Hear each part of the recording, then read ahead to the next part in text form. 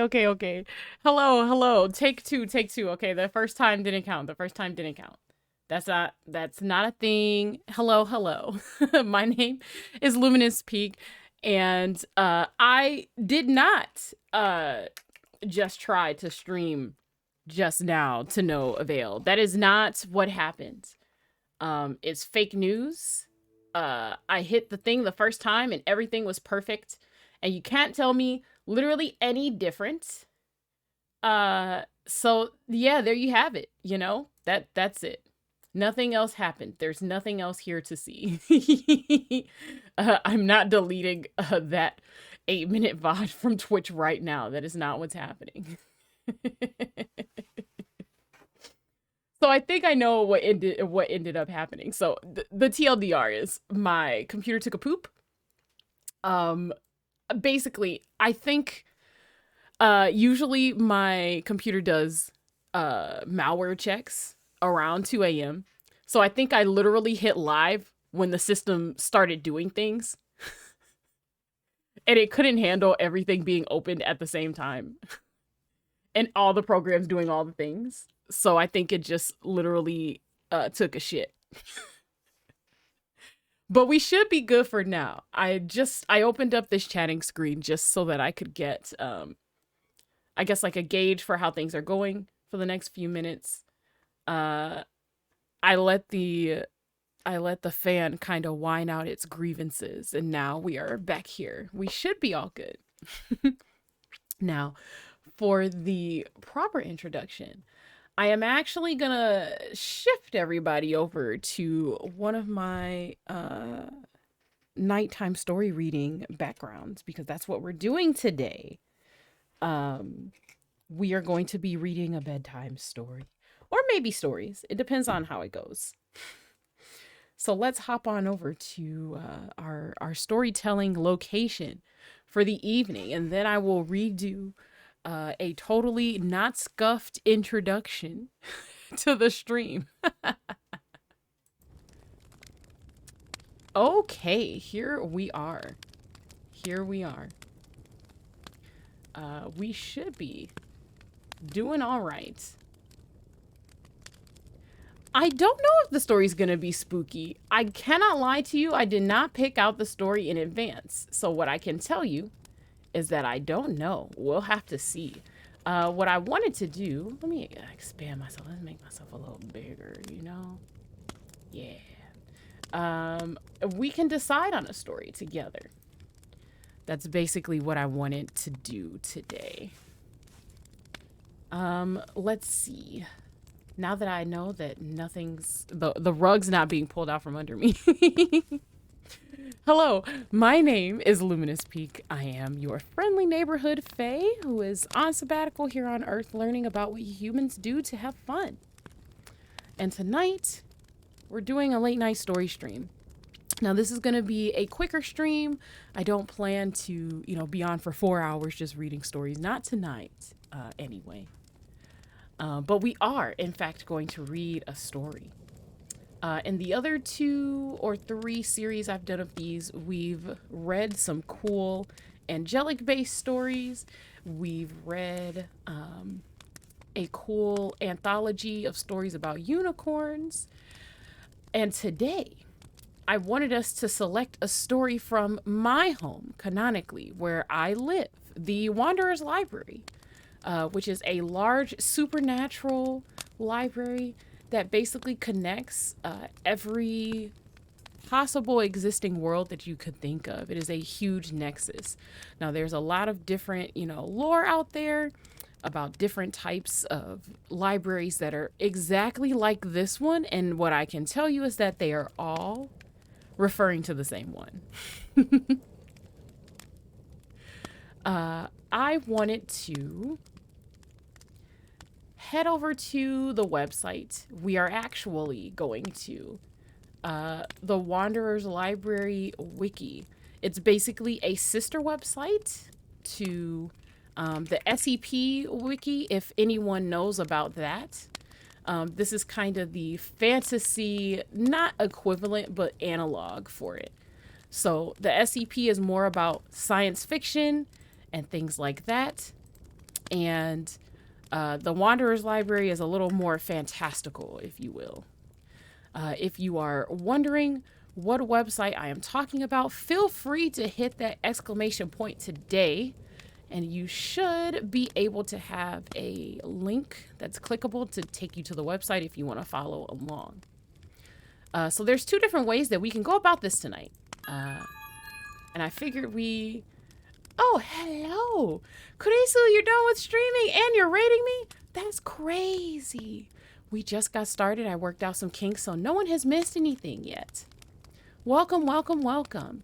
For those of you who don't know me, my name's Luminous Peak. I just did my intro, but we'll do it again. I normally do comfy, cozy streams, comfy games, comfy chill streams where I build keyboards. I've done a presentation or 2 on tarot cards, and sometimes we do bedtime stories and studying streams like this. Nice to meet you all. I was just explaining our premise. For tonight, we're going to be selecting stories from the Wanderer's Library, which is a sister archive to the SCP Wiki, if you've ever heard of that. And what we're going to be doing tonight, there's 2 different ways we can go about it. Chinergy. Yes. I love that emote. Kurisu, you still managed to get second. Congratulations to our first place Zeb, going for gold, and our second place Kurisu. Silver is premium. There's still a third to be claimed. Third place is secretly my favorite because bronze is a prettier color than the other 2. But not to begrudge first and second. They are what they are. So there are 2 different things that we can do, right? 2 different ways that we can go about this. I saw Zeb snatch first a few moments ago. Yes, things literally just started. My computer tried to explode on me. So we are taking it easy today. We've got our cozy fire background. And the 2 different ways we can select a story is they have a Dewey Decimal-esque system where everything is sorted by category, although it's not really an official category. They just sort of have sections that are named after cool fictional characters from this universe. And they have things broken up by the order that stories were accepted. So we can start at the very beginning in section 00, or we can hit random and just go for pure chaos and read whatever comes up. Yes, Bez got third. Yes. Top 3, pretty goated. Top 3 is pretty good. Thank you for redeeming third. Zeb, I see you voting for chaos. Chaos is normally what you're going for. If there is anyone else in the chat that feels any particular way besides literally just going with chaos, speak now or forever hold your peace. I am a few seconds away from hitting the random stories button. Also, if anyone wanted a preview of what the website looks like, I will add a small capture real quick so you can see what it looks like. We're gonna add it, and then I'm gonna sort of like downsize it just so that we can see what it looks like. I usually don't have the text up while I'm reading, but I do think it's important for people to, you know, like know exactly if they're on the right site. If you hit the exclamation point today, the link should pop up. So let's do it live. The screen's gonna pop up like right in front of my face. So there we go. So this is what it looks like. This is the Wanderer's Library right there. You can see my ears peeking out on top. Chaos is a bit scary when it comes to SCP stuff, but hey, let's have it an adventure.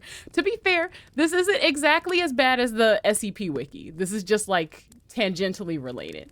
So what we're gonna end up doing, as things are right now, is just hitting the button for chaos. We're gonna do it. We're gonna do it.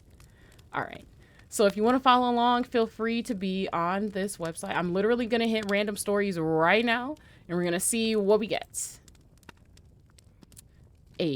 So this is what the random stories page looks like. They give you a stack of books here, not just one. You get a whole stack of stories. So I'm going to read these out. I think there's like a dozen of them. If anyone looks particularly interesting, let me know. Otherwise, I'll just pick one. So we have Hot Cocoa, which sounds cozy, deceptively cozy, with the garden Wrought. We have 81st turn, 7th year, 24th cycle. Eve, Arif Day. We have They Are Wrong. We have the Hollow Stump. We have Liminal Houses. Ooh, sounds very backrooms-ish. We have Troll's Introductory Handbook. We have Pygmalion, my love. Journal Entry Gnomes. The next one is Rain. The Child and the Drunkard. And then the last two are Spring. And then we have 81st turn, 7th year, 14th cycle, and Sky Day, which seems like that's part of a series, honestly. Hot Cocoa sounds good right now? Okay. I have no issues with just going straight in with Hot Cocoa. Hopefully will not regret. Before I get reading, let me know, is the sound coming through okay? Are the flames too loud? Is my fire crackling a little too much? Or is everything okay? Sound seems great. Awesome. As a streamer, I must be paranoid about the sound at all times. Definitely can hear the fire. Fire good. Awesome. Okay. For anyone who is wondering, have I read any of these before? I have not read any of these stories that we are looking into today. We are very fresh. The Wanderer's Library has generally a standard for what kind of stories are accepted on the site in terms of quality and formatting. So I'm not especially worried about anything that might come up. But please be warned that since I have not pre-read these stories, I cannot at the moment provide content warnings or trigger warnings for anything in these stories. I don't suspect that we'll encounter anything today. But if we do, and you're uncomfortable with something that I'm reading, feel free to click off, get yourself to a safe space, get whatever it is that you need to do. Take care of yourself first. Sometimes I do read things that I've previewed before and I know the general contents, but this is just sort of a chaotic day. As Zeb said, we are living for chaos, you know. Alrighty, here we go. This is hot cocoa. And just to give credit where it is due, it looks like hot cocoa was written by, I'm trying to get the page to refresh to actually tell me who wrote this, because I saw, oh, it is Yellow. Yellow is LOL is the name of the user. All right, here we go. This is hot cocoa. Sweetness comes to those who are willing to wait. Mother would repeat that line every single day, and she never missed it once. You'd think that within the large span of time, she would forget at least once, but she never did. Every day, she would remember to state it directly to me and my siblings. The thing was, I would have to wait an eternity to get the sweetness I craved.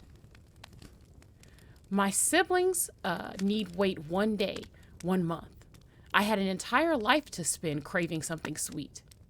At least that was what Mother wished for me. Naturally, as a child such as myself, I disobeyed my mother.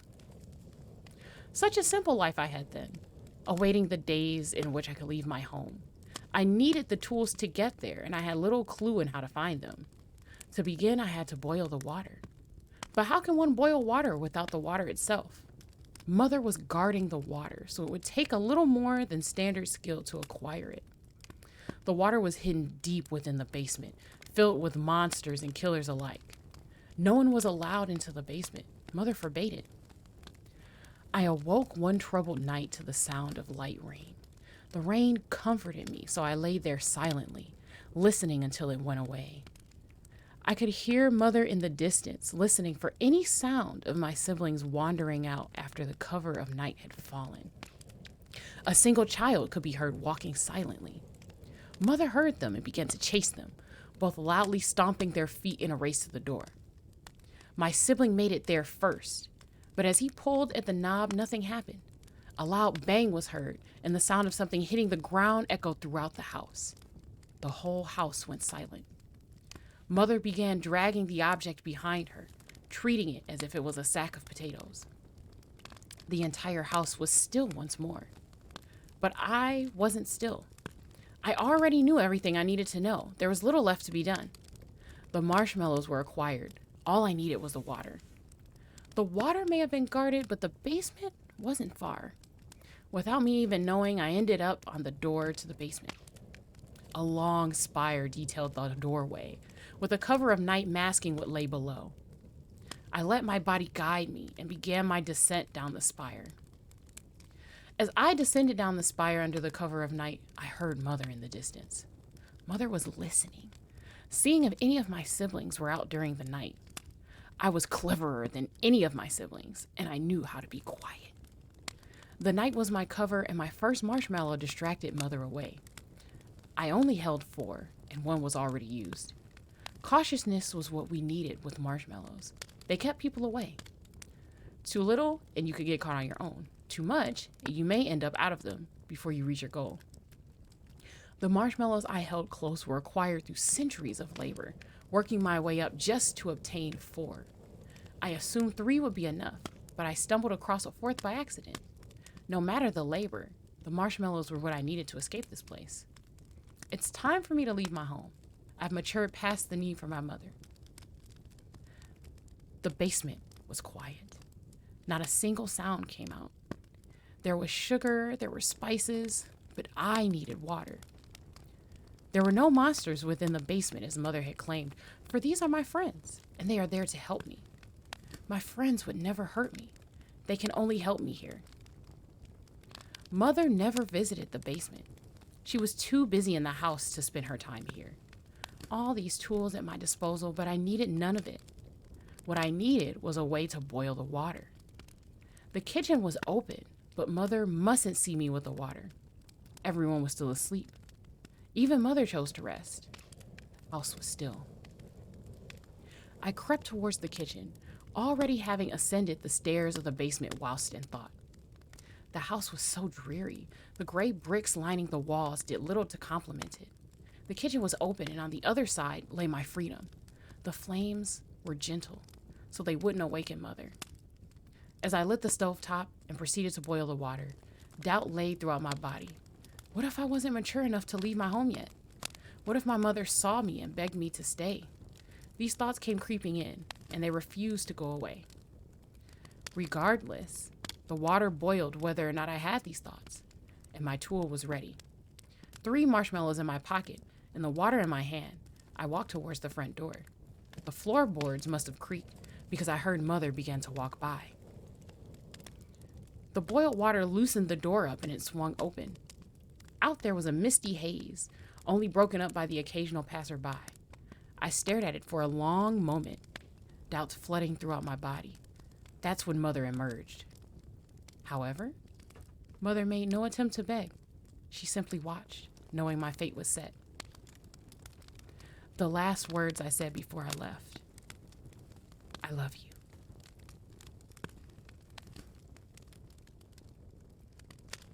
So that was Hot Cocoa. That was very interesting. There is a spoiler page for this story because there's kind of a lot of language here that's like very obscure.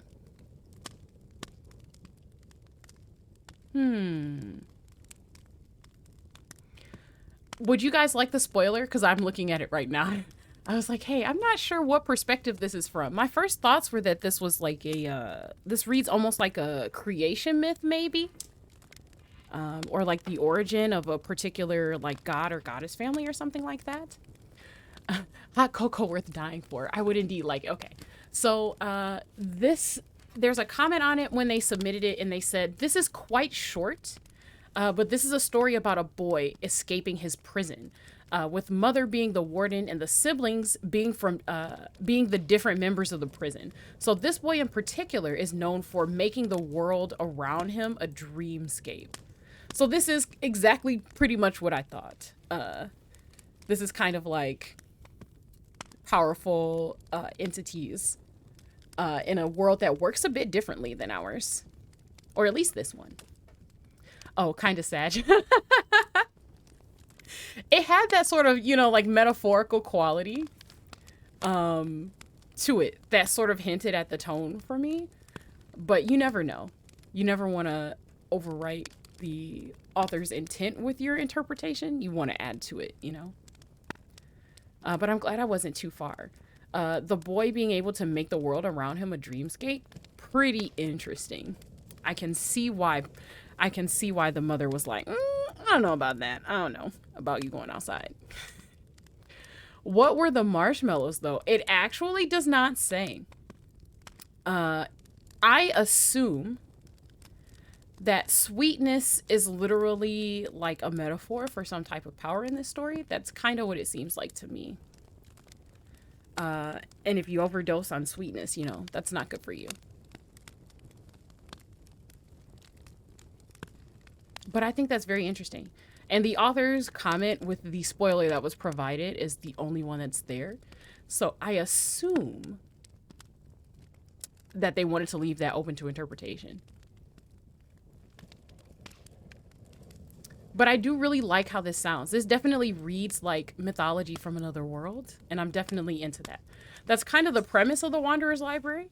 Not all of the stories are cohesive or fit together.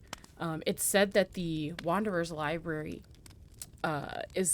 contains every story that was ever written that has not been written yet, and those yes, everyone that's been written that exists up until this point from every conceivable world, and those that have not yet been written, which is very interesting. Okay. So that was Hot Cocoa. Very interesting start. So I'm going to go back to the list that we had up before. And let's see. I think I can size this up a little bit. I like it because okay. So since that's where we started, I'm not going to make you guys choose, you know, between every single one, but I did want to just throw the list up. I'm personally considering just moving to the next one with the garden rot. That seems pretty interesting. And then after that, I may pick one more from this one, and then I'll probably do another re-roll, so to speak, with the random page. How does that sound? How does that sound to everyone? If you prefer to vote on every single story, you can also let me know. I wasn't planning on doing it because that's a lot of work for chat to do, you know, having to read and pick each one. You know, it's like a list of 12. That's kind of a lot. Sounds good? Cool.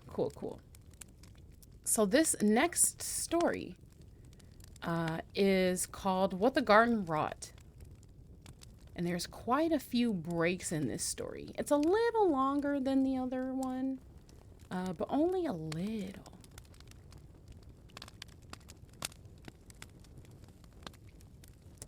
There is also an image. Oh, my mic is being weird. It's because my phone, whenever I have my phone nearby, it always does that weird ticking noise. It's because I have a wired XLR mic and not like a traditional USB.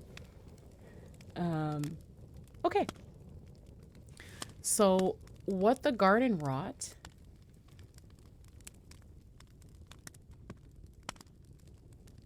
is by, I want to try to find that username. Fortunae. That is the name of the author. Alrighty, so this is What the Garden Wrought by Fortunae. Also, keep in mind, none of these stories are related to each other inherently. There are some that are part of a series, but unless they're indicated to be related, you should assume that they aren't. Usually if stories are related, they have like similar title conventions, like the titles are similar. This is from a collection of stories from what is called the Yellow Book, which is a work in progress. And the last story was not a part of that. Okay, so we have What the Garden Wrought. Once, in an old world far away, there was a garden. All the beasts who roamed about in those days thought it was barely a patch of dirt, more a stain in the concrete wasteland than anything beautiful. There's truth to be found in the telling that it was no Garden of Eden, but a garden it was nonetheless. That was all that mattered. In the midst of this pallid place, there was a crow. This crow, he was a greedy old thing, all greasy feathers and bright black eyes, eyes that smote the soul. He was always fighting with the other beasts back then, seeking out their precious young to dine upon. Glory, desire, gluttony, all were under wing and claw. All he took through blood.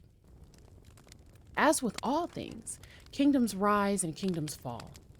One fateful day in his righteousness, upon killing the crowned younglings of both the rabbit and fox clans by the stream, he declared the dirt patch for his own. Stakes had been drawn, but it mattered not. He knew he'd won. You will call me the King Crow, for I own this garden, he called out, even as the red rabbit meat still dripped from his sharp beak. His voice was as bawdy and reckless as his forebears. No beast of the earth nor creature of the air answered, of course, but he screeched on anyway. I am the king of this world, and I shall never die. He ruffled his feathers after that, pleased with himself that day and every day after. He was proud of his dirt patch. In his beady eyes, it was the most precious thing imaginable. With rich black earth and cobbled sides, it was more beautiful in color and form than all the waters that encircled the earth, or what little remained of them after the gods' wars anyway. But even kings don't last forever, and neither do dead gardens. One fateful day, the crow flew too far to the west while hunting. His neck snapped on the canal walls. Death-kissed, he would call no longer. The clans by the stream rejoiced.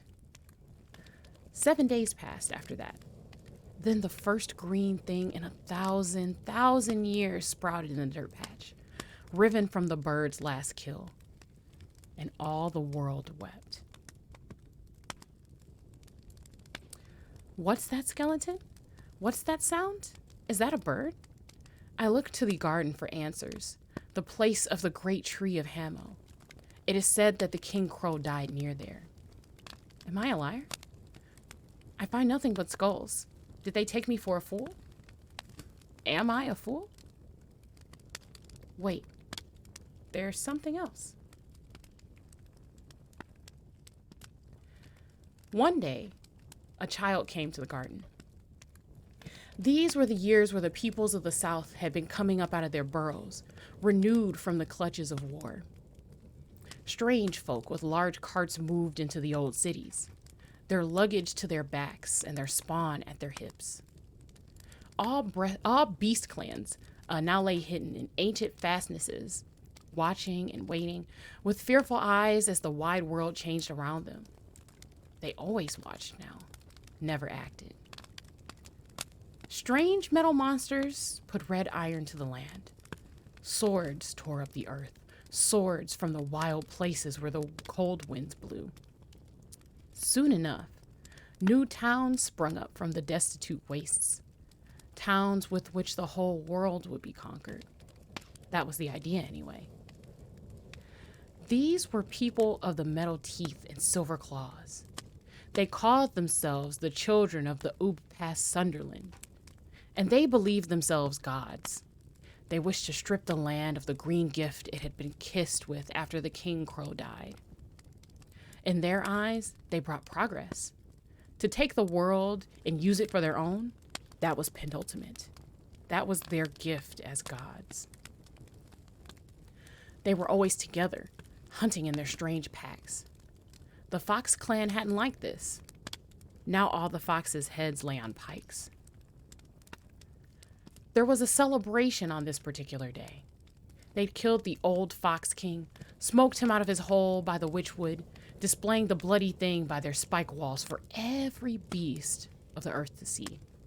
All their kind was there. All but one. The child had left his pack. He was crying, and the garden had called to him. The dirt patch was not dirt any longer, but rather the site of a tall pine tree, hoary and gray. Its roots were many, and the concrete about it was long since crushed and broken. Scratch marks had been torn into its roots, pretty patterns by little claws, waxing images of forgotten deeds and old victories. His tribe's voice walker had told him stories once with his mouth above mouths, back when their tribes had first come down into those green lands 2 winters prior. Here was where the heathen foxes had first dug their halls, he'd said. Here was where they flourished. It was only fitting, then, that here was also where they breathed their last. Beneath his boots, the boy could still see the drying blood of the Fox King. The old coot had been skewered there earlier that day. He inhaled, stilling the butterflies in his gut. Come on, no foxes anymore. The boy had no reason to be afraid. He couldn't afford that. I will show them, he whispered to himself, voice all scratchy. I will show them I can be grown up. They'll see. He took out a blade, the sharp thing that he'd stolen from his parents' hall. Raising it high above himself with as much strength his spindly arms could muster, he swung hard into the pine's bloated trunk. See? His screams were hoarse, cheeks stained with salty tears. I can do the job all of you couldn't. I'll cut down this tree. No fox will rise again. I can be good. I can't. See, Papa, see? The world held its breath. He swung the red thing into the tree's side once more, then again, and again, and again, but to no avail. On the final stroke, the axe sword shattered in his hands, breaking into a million little pieces. He'd held it wrong. Everything was bleeding now, his knees cut. He cried and cried. None answered. He was too far away from his other gods, the ones so lost in their reverie, they would not come. Get Nate on. Oh my God. The boy was not alone, however. The other beasts had grown bold in those days. With no foxes or crows to rule the land, and all the foxes that remained distracted by their petty wars with false gods, the rabbit clans had come back to the flats by the canals. Even in the dying light of the sun, the boy saw them, the little white spots popping up in the dark around him, so alike to the ghost candles in the festivals of his youth. A great bull rabbit bounded up to him, the shaman of all hares by the garden, nudging his side only to jump back when he screamed. "Go away!" he cried, vision blurring from the pain. The boy didn't have time for the specters of his mother's stories. "Leave me be!" Red eyes bored into him.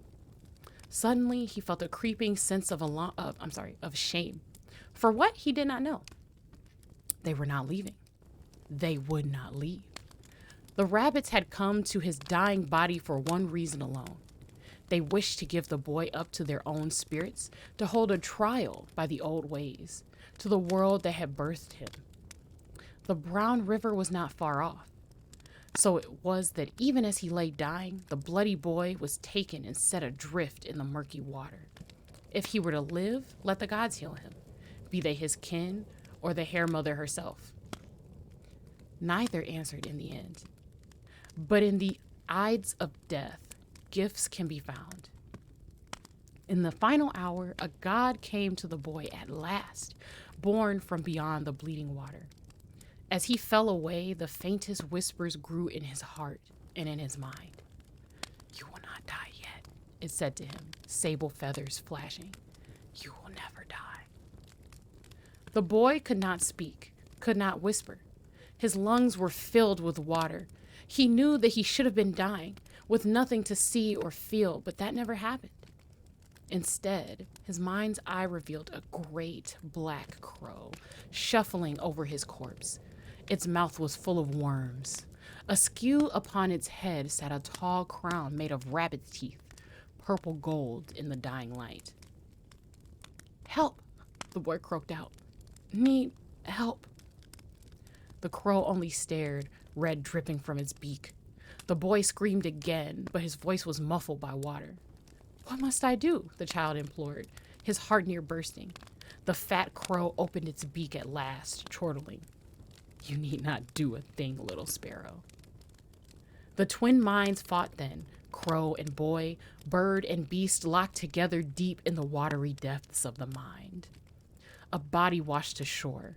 The beach was stained with blood. "Help me," the boy cried in his head. "Help me." The crow was smiling now, smiling with its bleeding eye. "Death is temporary, no?" The voice was hard and unforgiving, etched with something darker. A warmth flowed through him then, all smelt of iron. "Tut, tut, soul child. The hour is late, and there is no time for such dalliances. No time," the greasy thing whispered, the voice wrapping around the boy's world like a hurricane. "No time indeed. We will be eternal. Help. We must."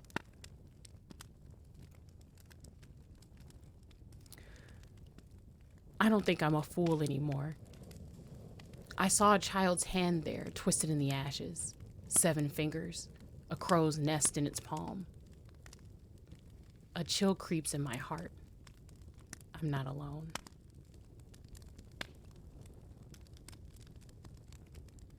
A boy came stumbling back into the city 3 days after, his face pale as milk glass. He stopped for a while at the garden, bloody hands smooth against the gray tree. He left soon after. That didn't matter anymore. None of it did. There was no time. The beast fled in fear from him. The new gods pushed him to the earth. His parents admonished him. His brother scorned him. His sister held his hand, gentle. The boy didn't care, didn't bother for any of it. None of it was important anymore. He used to be the king of the world, after all, but death had stolen that from him. There was no value to feeling anymore, only doing. The world had wronged him. He was meant to be its king, but instead it had killed him. He'd been king of the world, and it had killed him. And so he'd watch it burn.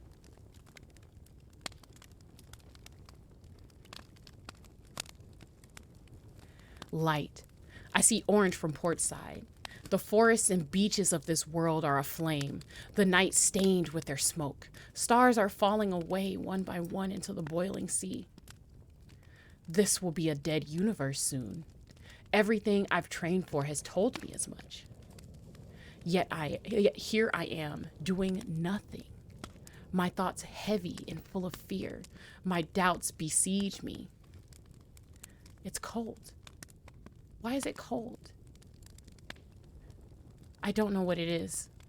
I can't know what it is. It all started here, didn't it? In this garden, on these shores. The people here say the boy rose from the hills like a ghost unfettered. In his right wrist is carved life, and in his left, death. He has a crown of crow's feathers, his third eye filled with pus. But that's just a story. I don't know the real truth. I have questions of my own. Was there a point to it? What's the moral? Could I have stopped this when I had the chance? I thought it did. But nothing dies anymore, does it?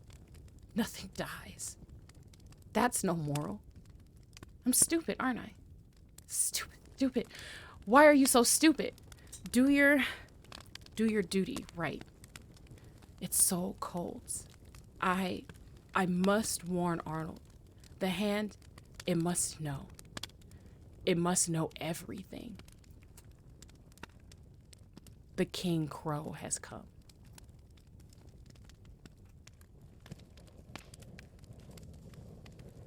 So that was a lot. That was very intense.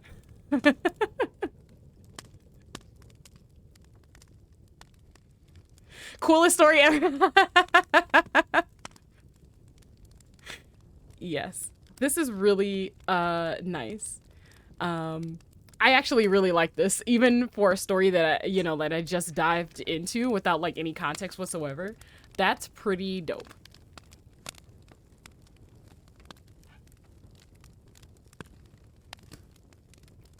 You are inspired. What did you guys think? I'm interested in what you guys thought of that one.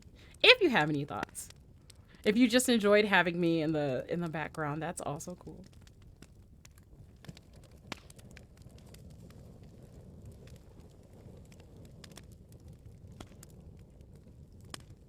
Other than, Zeb, who's clearly inspired, right? Like, I loved it.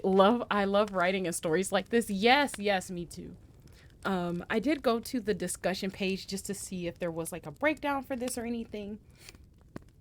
But basically, it seems like they're building a mythology. So there's not a whole lot to give away here. I think that this yellow book is going to be like a bigger collection of stories. More than likely. And it doesn't look like they've done any other entries yet.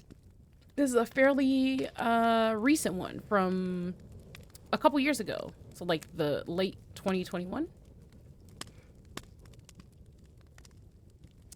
So that was cool. I really liked it.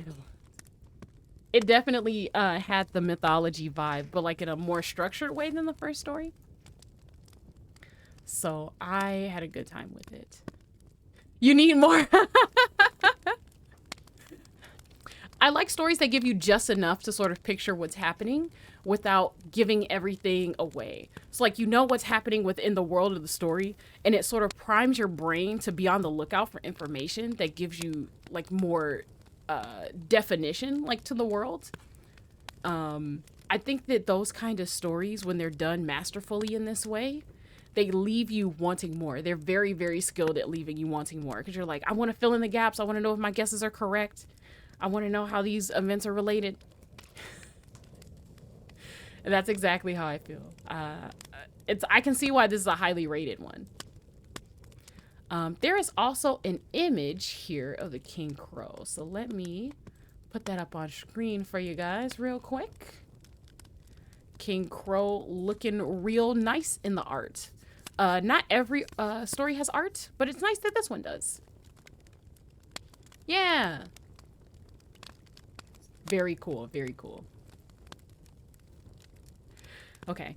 I just realized that my cup of water is empty.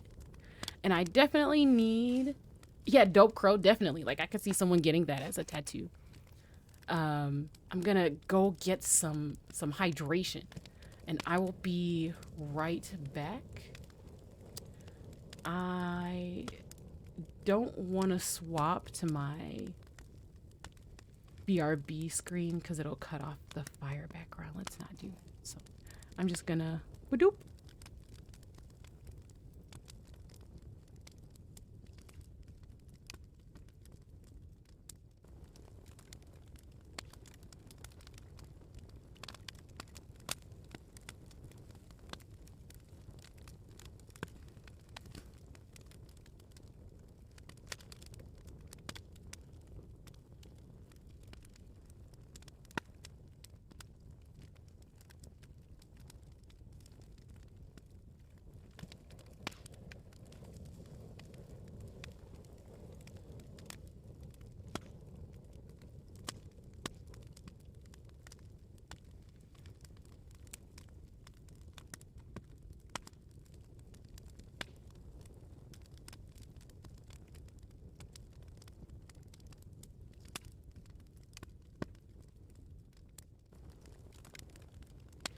I'm back. Hey. Okay, so I am gonna refresh the page. Also, thank you for lurking, Bez. I appreciate you showing up to stream and taking a look, a listen, giving me a little company. I got the mad sleepies. Gonna leave the PC on lurk. Yes. Yes, get the sleepies. Go to sleep. And thank you for the welcome back, then. Okay. So we've done 2 stories. We are about 45 minutes in, maybe like a couple minutes over. So I'm thinking maybe 2 more stories and I will call it a night. If we get a long one, maybe one more. Maybe one more. I just wanted to make sure I was hydrating because I don't want my voice to give out. Unlike a certain person who rated me, who doesn't hydrate as often as they should, who overtaxes their voice. I'm staring at you, Kurisu. Definitely you, calling you out. 4K.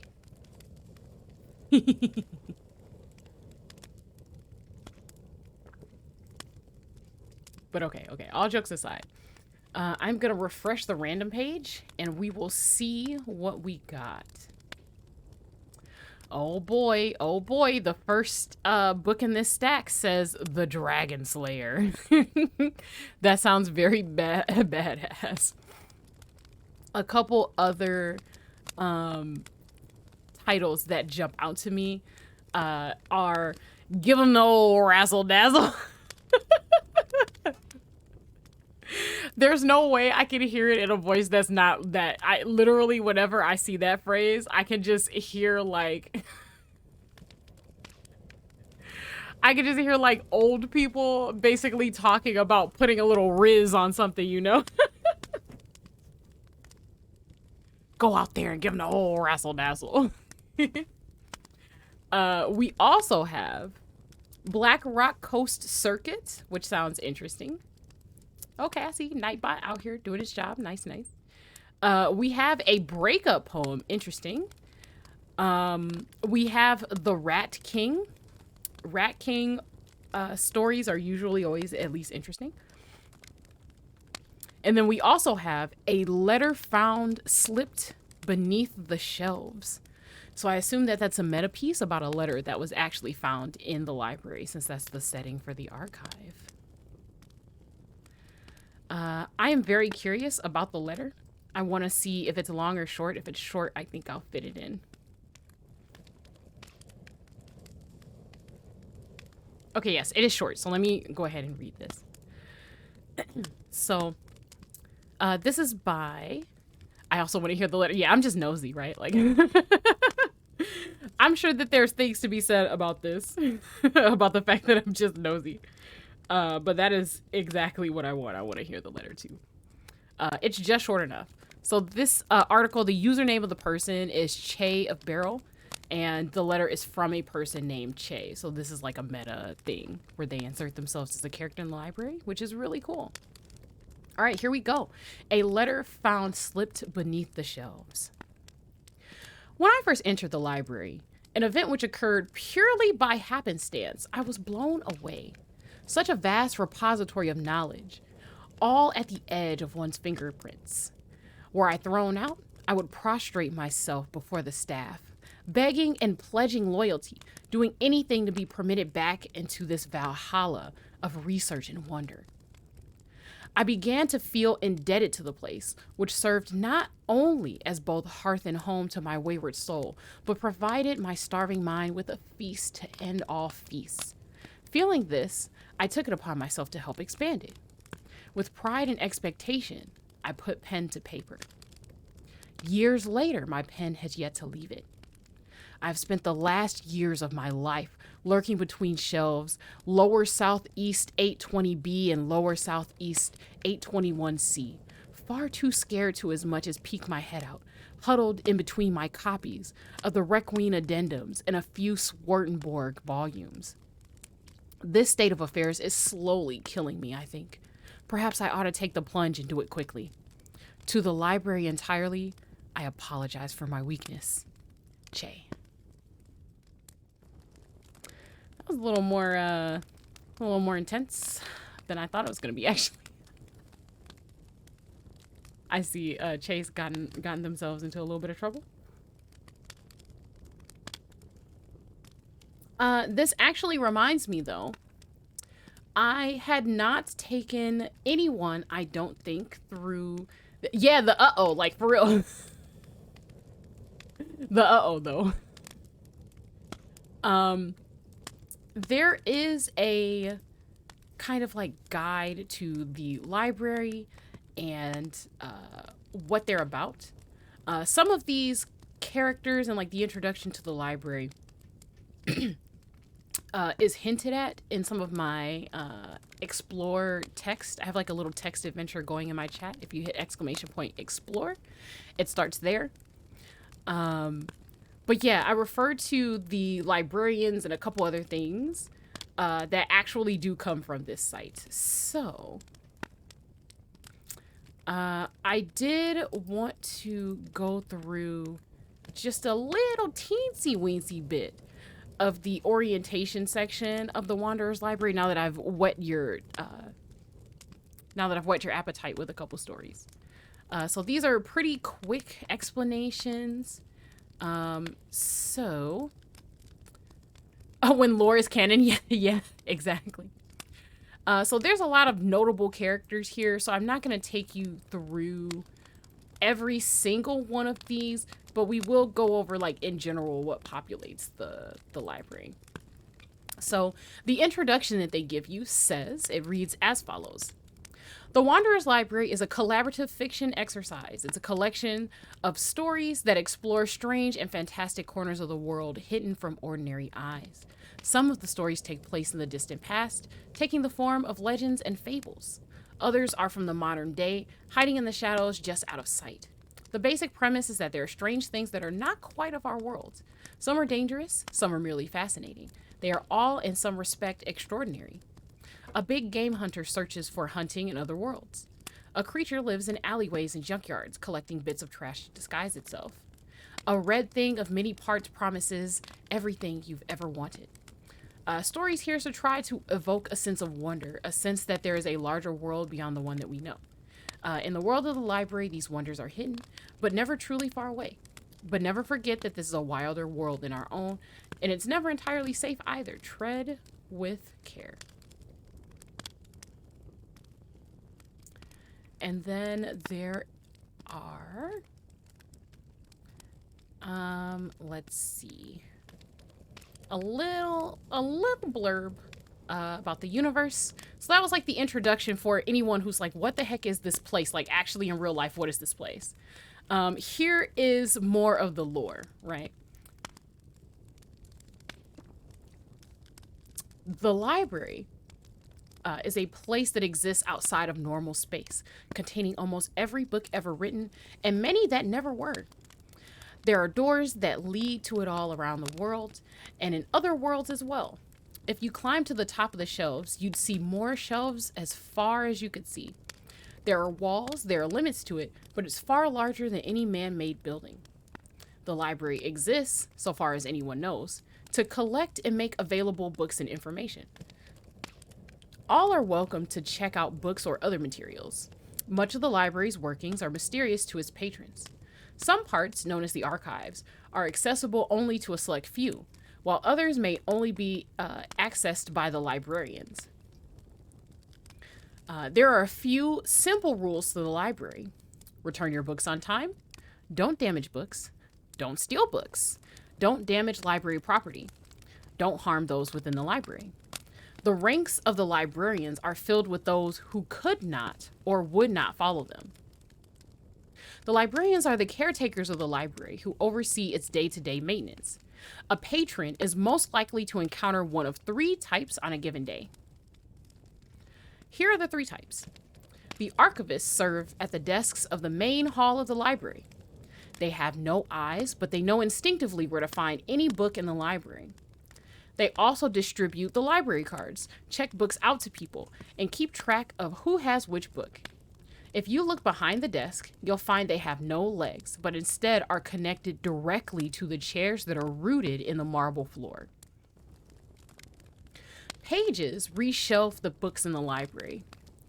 They have anywhere from 6 to 10 arms, bowed legs, and squat bodies, making them excellent climbers, able to reach the highest shelves without need for a ladder. They rarely so much as touch the ground. The docents guide patrons through the library, showing them where to find books, as well as stalking the stacks for violations of the rules. They are perfectly silent and in fact have no mouths. Where their left hand should be, a chain grows connected to a brass lantern that never grows dim. Thank you for the follow, Lolita Lowen. Thank you so much. The docents in particular serve as the first line of defense for the library against hostile entities. Some say that they are able to sense the presence of hostile beings even before they enter through a way, although this claim is controversial to say the least. Yes, I heart you too. Oh my god, I'm such a dummy. I reached with my hands to do the heart gesture like you can see me. But thank you. Thank you for your time, attention, and the follow.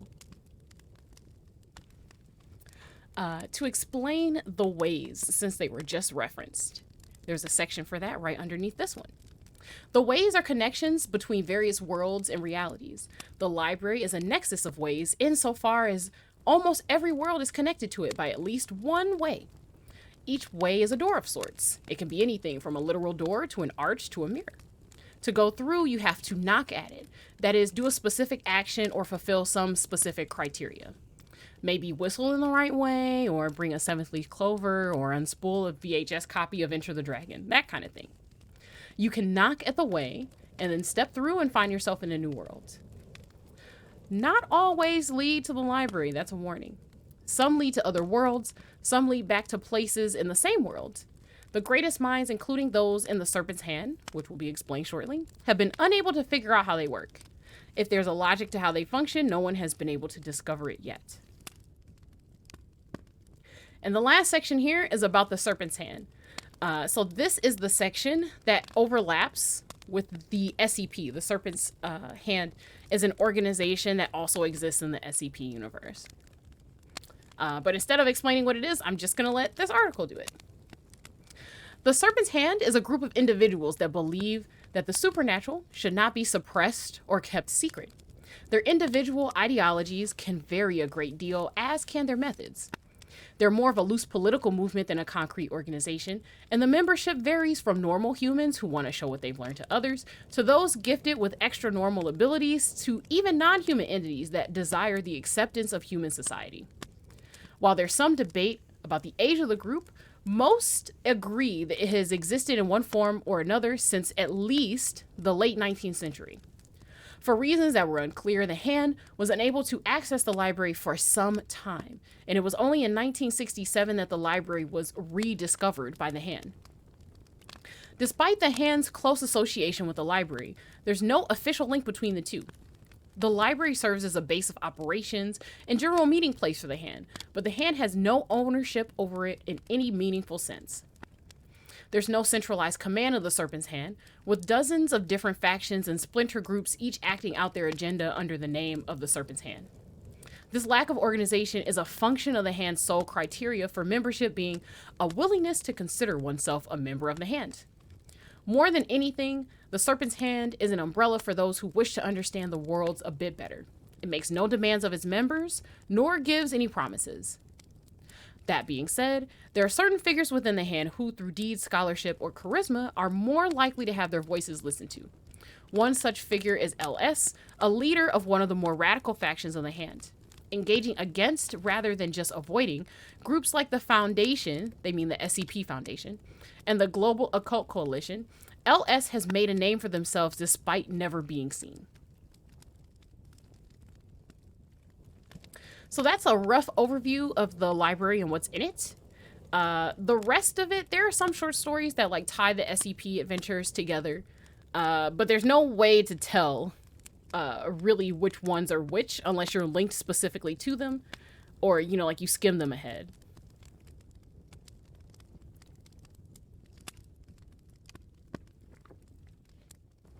I should have done that introduction in the very beginning, but I definitely, especially because I got rated, I wanted to make sure that we actually got to doing some reading and not just overview of what it is.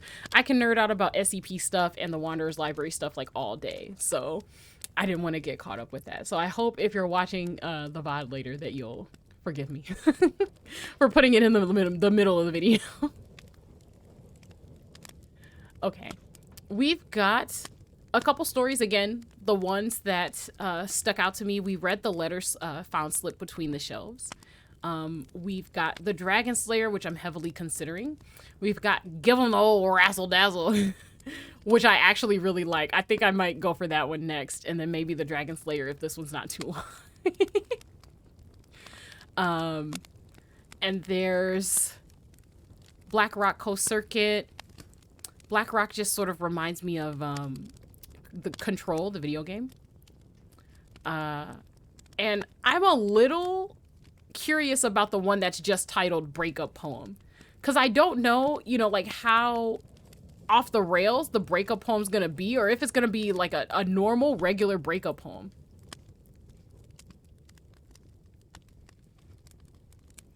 I kind of wanted to look.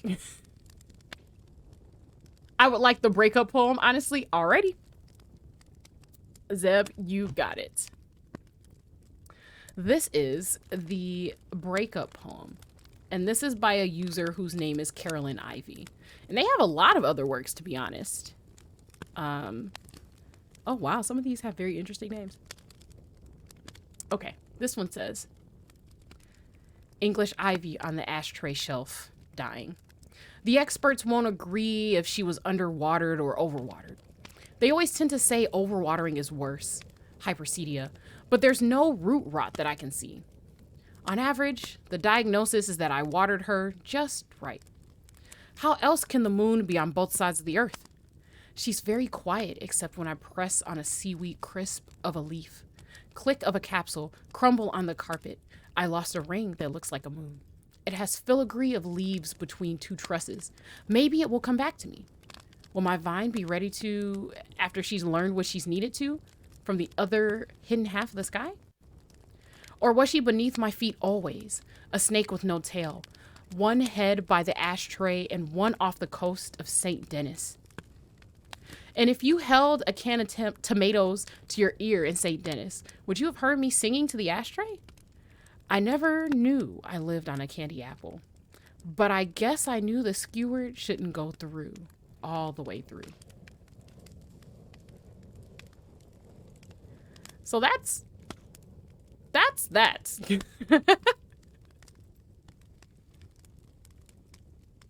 Yeah, right? Damn, that's deep. That snaps. Right? It was definitely not normal, but I'm not sure if I can say it was super weird either. I assume that this is just a metaphor of the plant being the relationship. But I'm not 100% sure. So that was very interesting. Some of the other works of this author, right? So many snaps, have very interesting names. We have This Season's Berries. I Keep Peaches Where Ants Can Reach Them. I Have Fallen in Love. We have The Tile Mural in Your Mother's Shower and Glass Apartments for Janelle. This is just very interesting. Yeah. Yeah, plant as a metaphor, and they don't know why the relationship didn't work because they did everything right. Yeah, exactly. That is what I was thinking. I try not to be, like too presumptuous with these things. I don't want to just assume like I know everything, about what's going on. So, woof. That's I like this poem. I feel like it's written it's written like a paragraph, even though it's labeled a poem. And what I like about it is that the wording, I feel like, was chosen very carefully. It reads like a poem. Like, it reads like there's line breaks in here. But there are not any at all. It's written just straight up like a paragraph. Yeah, they only get a response when they apply pressure, but the response is bad when more things crumbling. Yes, that is exactly what I was thinking.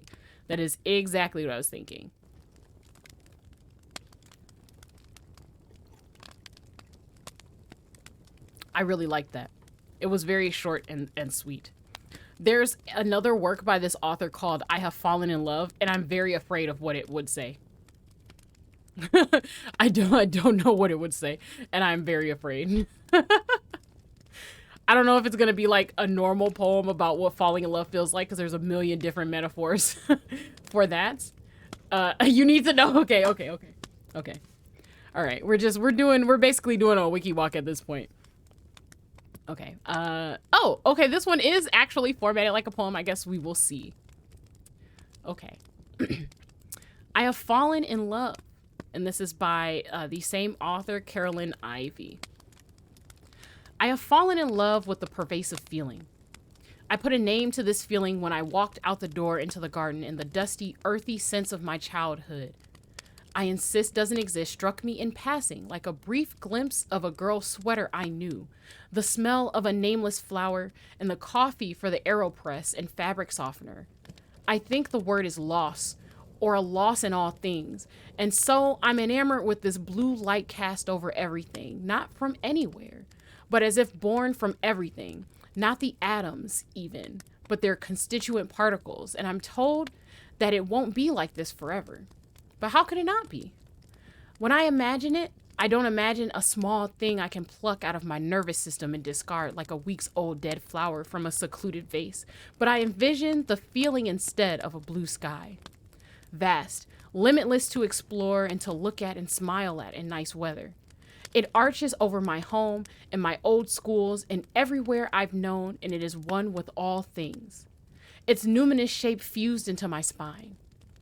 I see this blue sky of loss, and the sleet hitting a broken skylight, and in the faded Persian carpet, and when I look inside of a piano and see its delicate mechanisms.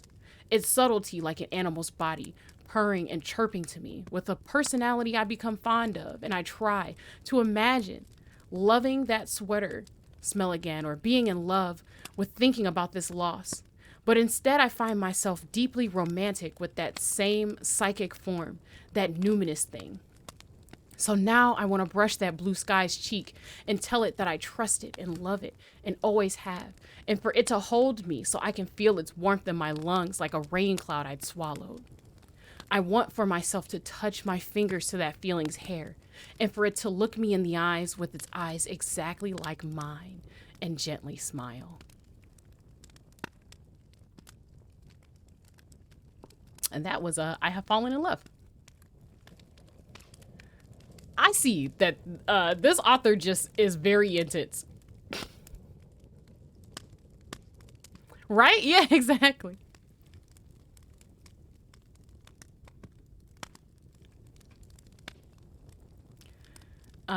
There is... Are these different links? Oh, I think this was inspired by a song, maybe. Because there's like a link to a YouTube video. Do I have my desktop audio on? I don't think so.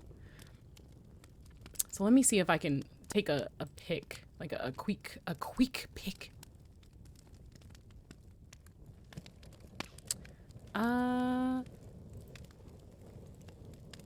Oh, okay.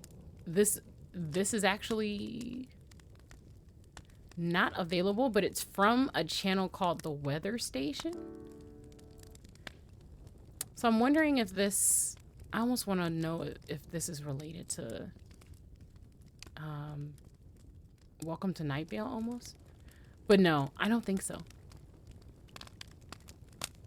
The Weather Station is just actually a band. So yeah, I think this was inspired by a song. They might have like reposted it or something. So that's very interesting.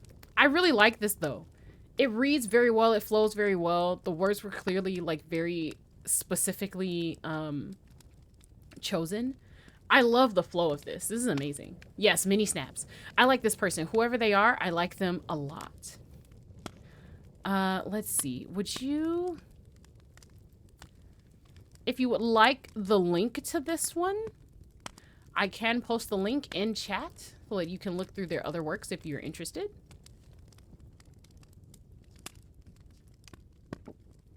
It's up to you though, no pressure. Okay. Yes, please. All right, let's do it.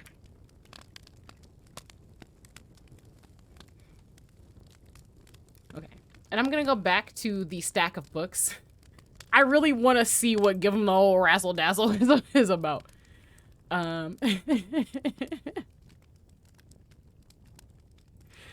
So this is by DrEverettMann.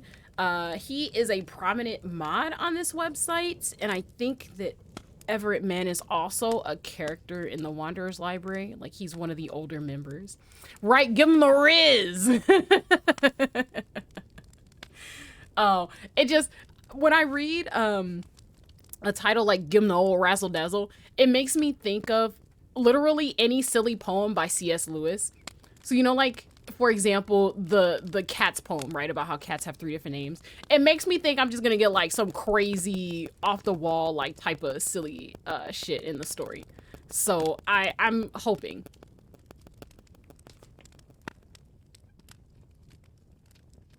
Okay. Oh yes. I have opened it and I see Bar Frazzleton in the first line. So what that actually tells me is that this is going to be something similar to what I want. Okay. All right. So here we go. This is Give 'em the old Razzle Dazzle by DrEverettMann. Bar, where are you? Bar Frazzleton, get out here this instant. I need you.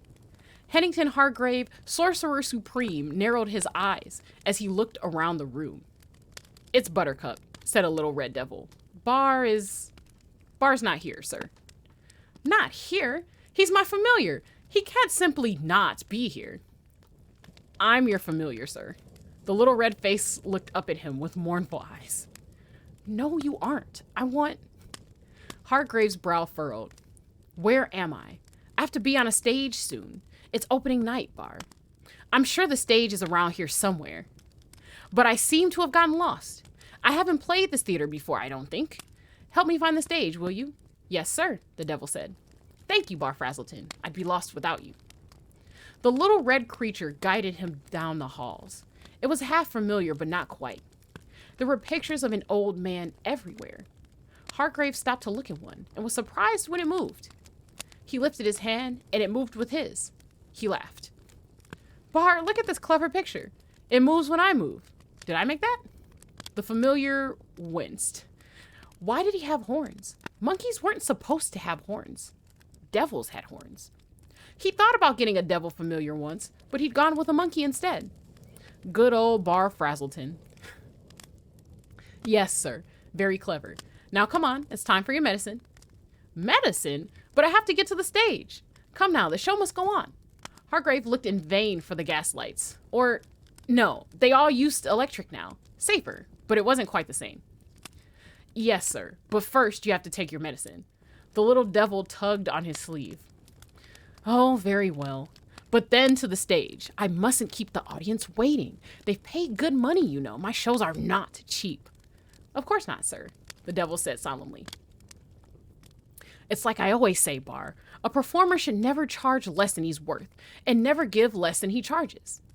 Very wise. Right here, sir. The little imp led him into a bathroom.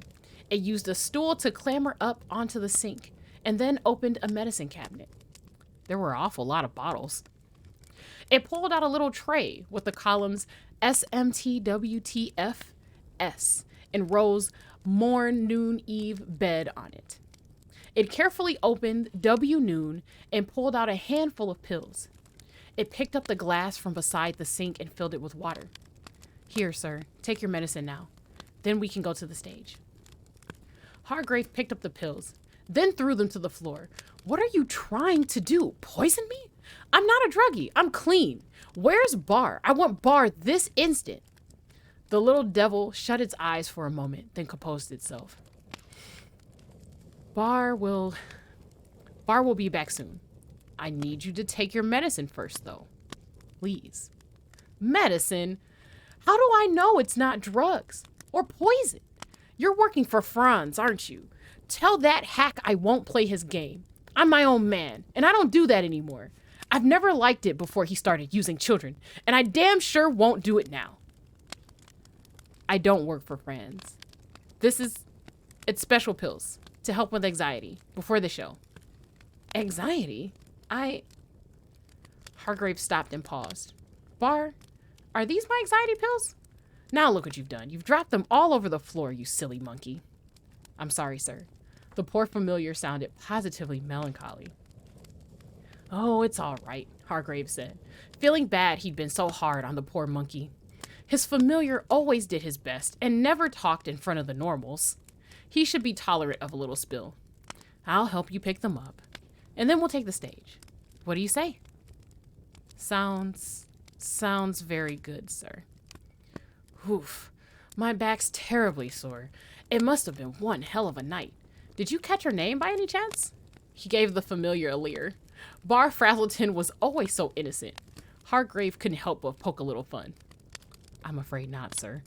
Bar was obviously trying to play it cool, but he was so red, it was obvious he was embarrassed. Odd Hargrave could see it through his fur. But no matter. We'll knock him dead tonight. I've got some new tricks. There's one where I'll put a blanket over you and turn me into a giraffe, the familiar said. Oh, have I told you about it already? I was sure I was going to surprise you. Yes, and they'll wonder about the smoke and mirrors and never know it for the real thing. Hide in plain sight. That's the key. Hargrave swallowed the pills down and finished them with the water. Gah, terrible stuff. But I can't have any nerves tonight. I don't know if I've told you this before, but a performer should never charge less than he's worth and never give less than he charges. Yes, sir, Bar said. This way, sir. Hargrave smiled as the familiar led him on. He looked over at some of the old posters on the walls. Cairo, that was a good one. Budapest? He couldn't remember the performance in Munich, but he must have done well there. Someone had kissed the corner, leaving lipstick. He could just make out the preservation charm to keep it intact. It must have meant something to him, but he couldn't quite call it to mind at the moment. As they walked through a room filled with books and comfortable chairs and places where liquor should have been, he stopped. Buttercup? He said. Yes, sir. Why are we in the study? He asked. Just taking a walk, sir. Oh, well, that's good. I could use all the exercise I can stand in my age. I must have drifted here. I was thinking about Bar. Oh? I miss him, you know. Bar Frazzleton, McGillicuddy, the monkey marvel. He was a great familiar. Yes, sir, Buttercup said. She looked down. Oh, not that you aren't an excellent familiar too, Buttercup. Why, honestly, I think I'd be lost without you.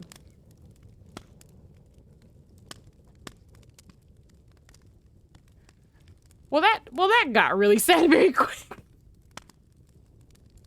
That got really sad very quick.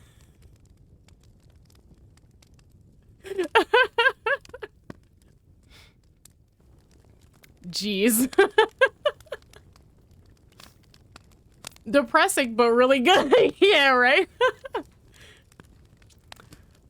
So I'm looking. This was based on a prompt from the front page about being lost. Someone commented on the discussion page. Here's a sadder ending. He tries to pull a rabbit out of a hat and instead it's just a photo of his kids. Written on the back in pen, they never call. Oh no. Kurisu, you're just... I feel like I was disappointed, but in a different way that I thought I might be about the old Razzle. The irony of the title, give him the old Razzle Dazzle. That's such a good title for this. I'm sorry, I'm being a little hype for reading time. I'm sorry, but this is just, this was really good. Oh no, this wasn't quite as sad as I thought it was gonna be. So this is clearly, you know, like an old retired wizard, right? Which I think is cool in its own right. What we thought we were getting is spooky. What we got, depression, right? So I thought that maybe when he took the medicine, the entire rug was gonna be pulled out from the story, and like the imp was like gonna be the nurse in a nursing home or something like that. But this isn't quite as bad. Like, at least he knows he's like in a place that's not just completely made up. He just didn't recognize it in the beginning. It could have been worse. It could have been sadder. It makes you wonder what happens to the wizards in the centuries that pass after a D&D campaign. This is what happens. This is what happens to them.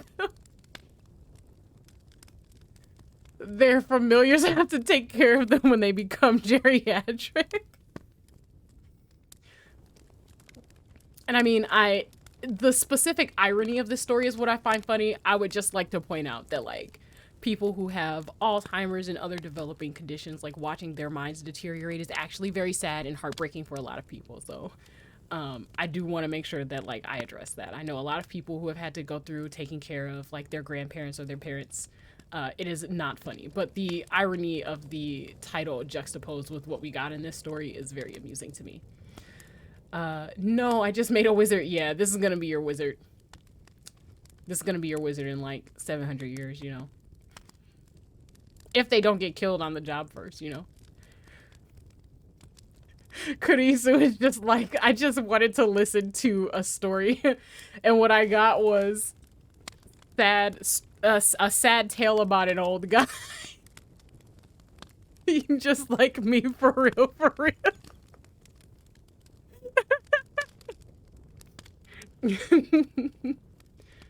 Okay, but yeah, that was fantastic. I love that. Let me test and see how long the Dragon Slayer story is. If it is very long, I will skip it. Pain.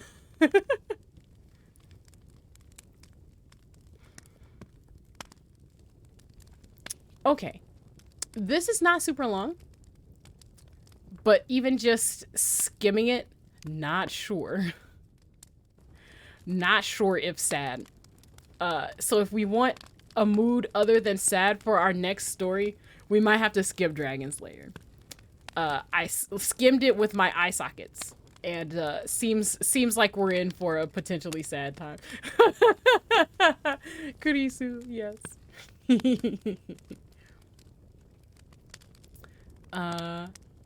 Please, happy or spooky. Okay, okay. We'll shoot for some. If I can't find anything on this list, we'll do like another refresh of the random page and see what we get.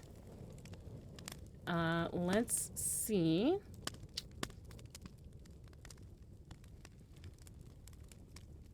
Oh, nope, this is sad. Okay, I'm gonna actually refresh the page. Good old Nightbot working. But it was a good story, though. Yeah, it's very, very good. It's very, very good.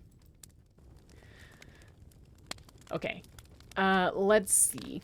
Make something. Adultin press release. Interesting.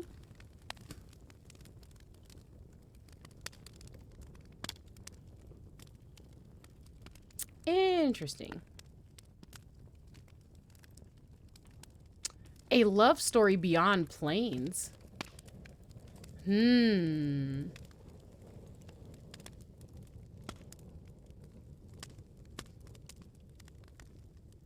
That might be like just a tiny bit sad. A story literally entitled Ha. That's it, just a single ha. Okay, this isn't gonna be the last story, but it's so short I have to read this. Why depression? Yeah, exactly. Okay. So this is from the author Crowcat. And this is I have to. This is not gonna start the way you think it is. Alrighty. Two cannibals are eating a clown. One of them says to the other, "This tastes kind of funny." The clown laughs. The two cannibals continue eating. The clown laughs. The cannibals start eating less. The clown laughs. The two cannibals stop eating. They look at each other. The clown laughs. The cannibals leave. The clown laughs. Hours pass. The clown laughs and laughs and laughs. Night falls, and the clown laughs even harder. The next day, the two cannibals return only to find the clown missing. In its place is a funny-looking stain. The cannibals laugh.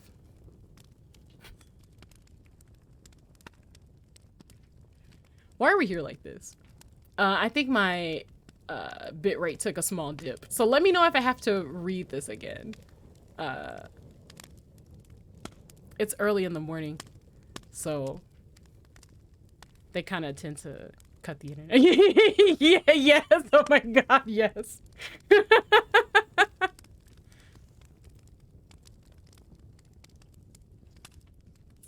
I feel like I laughed harder than actually just like me for real, for real.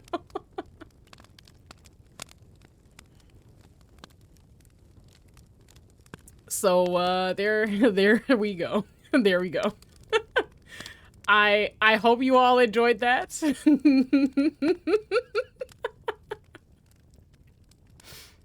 Does this taste funny?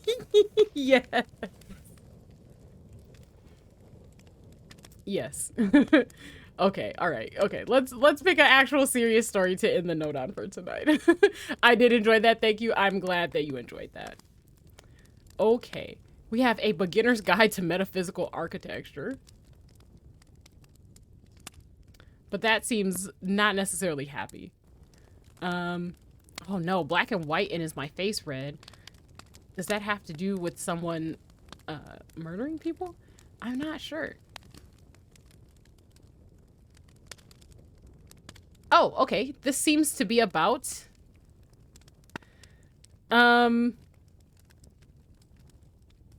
someone. Oh, okay. So it says found discarded in the stacks of the Wanderer's Library, an unpublished manuscript chronicling one of the many journeys of interdimensional cryptozoologist Lady Fuchs.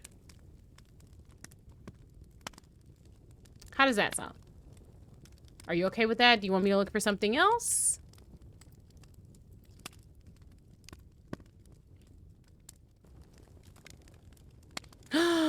Oh no, this poem is on a photo. It looks so good. Okay, I actually just have to share this, like just to share this. Hang on, just a second. I'm interested and intrigued. Okay, so I'll read that one and make that one my last one. This poem is pretty short, but I wanted to show this. Oh, that's not what I wanted. That's what I wanted. Isn't this cute? This is cute. I think I'm gonna read this just because this is cute. And it's short. It's fairly short. Right? It's so cute. Little bones. Okay. This is a poem called One by One, and the author is UncertaintyCrossing. I want it as a print on my wall. The heck yes, exactly. So, this says, I feel an inch to carve into my bones one by one who I am, terrified that someday, far in the future, my bones will tell a different story than the one I wrote. Their betrayal revives past lives, dead names, forgotten childhoods, and those murder me now. So let me carve into my bones one by one who I am today, so that the true me remains buried in the earth, swallowed by the sea, whispers on the wind. No longer a ghost, yet still forgotten, but that glimpse of a story, let it burn true. Carve into the bones one by one the story of who I am. That's very nice. And it looks like all of their poems, I'm gonna link this one to you because it looks like most of their poems have images like this. And I think you would find that pretty interesting. I'm into it. I'm into it. There's quite a few. I feel like we could get lost looking at these for a while. So I'll call it a day for this particular author. This is from a collection called Transient, is what it seems like. And this is the first one in the series. So there are other ones you can go down the list. Basically, they link at the bottom. So this is nice. I really like it. The author's note says here that this is a piece based on thoughts I had as a queer man when learning about forensic anthropology. And it was written for Pride Month. Image created by me. So that's nice. They did that. And everyone, is giving them accolades. Everyone upvoted this. This has a lot of upvotes. So that's awesome. Okay, so let's get into our last story for the night, which is Black and White and Is My Face Red? Black and White and Is My Face Red? Now this is written by HarryBlank as the username, and this is the only article they've written. There is actually a photo here, so I'm going to flash that on the screen real quick. The caption says, "It's not the charcoal making it look like that." All right, without further ado, let us begin. Remember, this is chronicling one of the many journeys of interdimensional cryptozoologist Lady Fuse. First cycle. The cosmos is so playful. That's the only way I know to explain the feeling I get when I travel to a new world and discover that it seems to have been designed to mess with my preconceptions or stagger my senses or fill me with awe. Very rarely do I find a plane which inspires boredom or disappointment or a sense of retreading old ground. I say this now because I've been walking all day in a wooded landscape of pure black, where the only effect light has is to illuminate the edges of objects in pure white. And every step I take is always downhill, in any direction, even when that's impossible. I could walk a mile, turn around, and walk the same mile back, and be descending the entire way. At first, it felt freeing, like a minor reprieve from the tedium of gravity. Then it made me feel powerful, as if I were a giant striding across a world so tiny that I could cross its bent horizon over and over, minute by minute. Now I mostly feel like I'm constantly about to fall down a slope, which is how I know it's time to make camp. I've set up a lovely little fire, and it's really quite an experience to see the white sparks crackle up from the white rimmed logs, while every time I lean to one side, I nearly tip over. Gravity in this world is like a gentle nudge towards some unseen goal. Unseen, but not unheard. There's something in these woods, something moving just ahead of me, something either lacking the white outline or truly excellent at disguising its presence. It's the only thing with agency I've seen since crossing over, and I very much hope that tomorrow I'll be able to write with triumph about our first encounter. Second cycle. I'm not getting any closer, but I'm learning a lot. My quarry is quiet, but incautious. They make only the slightest sound as they move through the trees. But the stark lighting of this plain makes finding bent twigs and footsteps in the muck a simple matter. And there's always a trail to follow. The sky is black as pitch, and there's no change in the lighting from hour to hour, so I'm marking the cycles when I fall asleep and wake up. This is a very lonely place. Third cycle. The sky is no longer black, but gray. I have an inkling what that might mean, but I'm almost afraid to commit it to paper in case it jinxes me. Please let me be wrong. In any case, I've learned a few more facts about my elusive friend. They are swift of foot like myself. I let loose and ran across the landscape for a while, letting my feet fall where they would, flinging myself with wild abandon down the ever-declining forest paths, and caught glimpses of a solid mass of darkness barreling away at the very same speed. I never lost sight of them, having trained my eyes to the disruption of the white outlines by their black form, but they never got closer, and they never got far away. They are quiet, like myself. No hoots, no hollers, not so much as labored breathing in our long woodland chase. They are curious, like myself. This is a guess, but it's a good one. In this two-tone plain, they could easily disguise themselves by laying down in an unbroken patch of black soil, and I would rush needlessly past. I choose to believe they're trying to learn more about me before deciding what to do. The alternative is, of course, that they're hunting me, and this chase is just their way of grinding my energy down. Fourth cycle. I ended with that haha because I didn't want to sleep on the serious thought that I might be in danger of death by patient's shadow beast. But it's the reality I woke up to. No matter when I rest, no matter how long I close my eyes, my companion is always out there, never near, never far. And now I know they really are leading me on. The sky is pure white now and it's raining. White lines obscure the world. I can't see a foot in front of my face, but I can hear. Oh yes, I can hear. A soft melody, a voice singing to me through the white fall, tantalizingly close and maddeningly familiar. I'm rushing downhill through a thunderstorm which bleaches the black traces of earth and grass and tree trunks into a gray haze, and once again I feel like I'm losing myself in a space that might not be remotely safe. If I hadn't run out of breath, taken shelter under a shimmering white and black sycamore, and started printing my thoughts down in prose, I might have still been out there running. The way she's still out there, singing. Fifth cycle. Of course she was singing. Of course she was luring me onward. Of course, the inexorable pull to the chase. How could I have been so... I found the remains of her camp this morning, badly damaged by the sudden erosion, the storm taking its toll. And something more. A white scar blasted into the soil. I know what this is. I saw the same thing when I passed through the way and arrived in the first contrasting clearing. My quarry was caught in the deluge, employed by the better part of valor, and departed. It must have been a sudden flight because they left behind more than the remains of their fire in their simple sleeping bag. They left a journal. I've transcribed a few excerpts below, not that it matters. I don't think I'll be committing this particular trip to posterity, singular though it's been.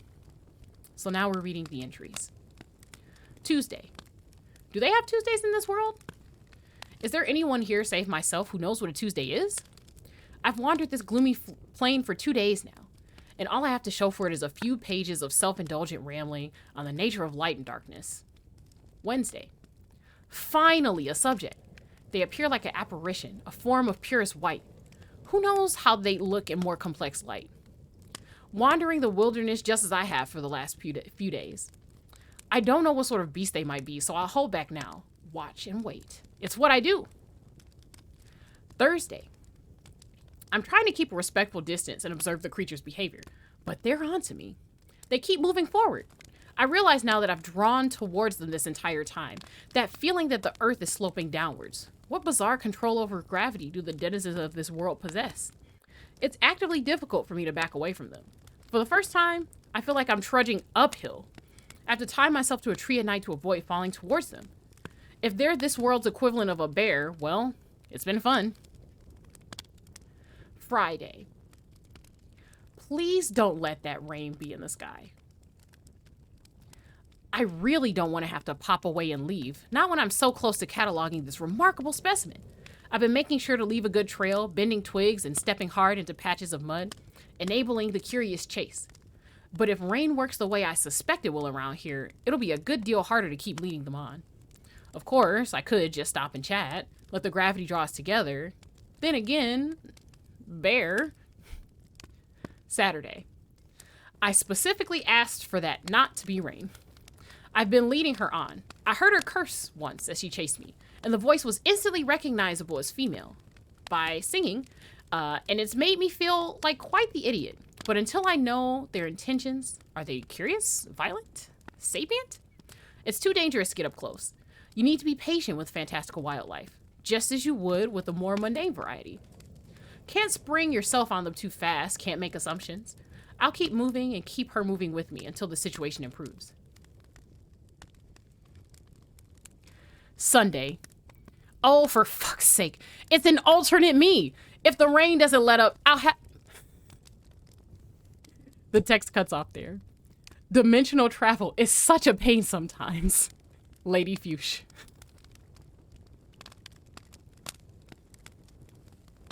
So she was tracking an alternate version of herself, who was also tracking her in the same dimension.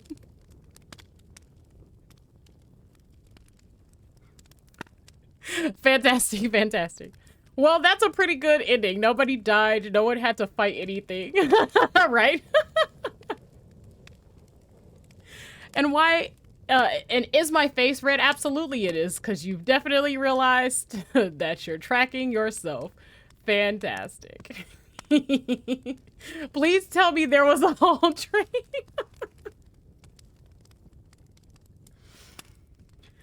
Oh, hilarious. Hilarious. I like the way that the words cut off at the end when they realize that they're tracking them.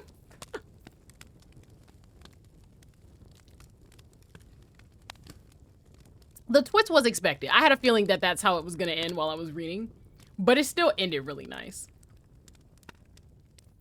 And pretty much everyone really likes this article. They like the voice of the character. It comes through very strongly, and I agree it does. It's very stylistically consistent.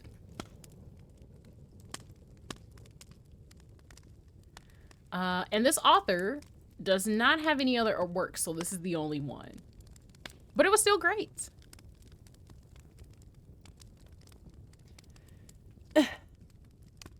All right. I'm getting a big stretch. Stretch noises. Okay, so that was our bedtime readings for tonight. I hope that I was able to help give you guys some... Yes, stretchy. I hope I was able to give you guys some calm. And I hope that you enjoyed my readings. I tried very hard to not make as many mistakes reading all these stories like randomly, spontaneously for the first time. Thank you for stream. Yeah, we had a variety of stories. I liked all of them. I don't think there's a single one that I disliked for any reason. And I'm glad we could end on a comedic note. That hot one about the cannibals and the clowns, ridiculous. Ridiculous. Yes, thanks, and I enjoyed listening to you. Thank you. For anyone watching this VOD later, I've got recording and OBS all worked out now, so all of my streams are recorded and they are going up on YouTube. I have a YouTube channel. I think I have a YouTube command. I think. Yeah. I got one. There we go. I did it. I gotta change that text because, man, I debuted a few months ago. But yes, if you want to hear this over again at any point, or if you're the type of person that likes having, you know, like background noise while you're doing stuff, feel free. It's just a VOD channel, nothing special. But I would definitely appreciate it if you guys head there for replays. And I think that's it for me tonight. I am actually going to try to get some sleep. Reading takes a lot of mental fortitude, so hopefully I've tuckered my brain out, so to speak. Okay. I streamed earlier, so I've done like all of my official outro things, honestly.